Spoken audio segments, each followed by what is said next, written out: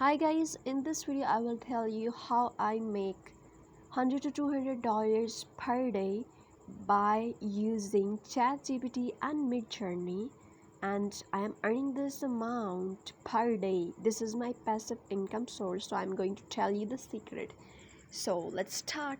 First of all, you need to log in on ChatGPT and generate kids book.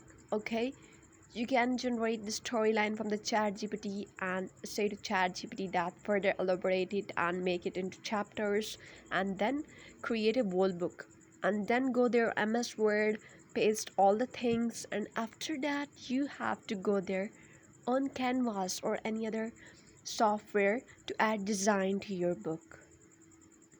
Okay, you can add designs or photos, images in your book by using canvas, and furthermore you can add cover to your book by using canvas editing tools. And after designing the book in pdf format, you have to create account or on kdp. Okay, and after creating account on kdp amazon, you need to publish your book there, which is generated by ChatGPT, and you have to set the prices.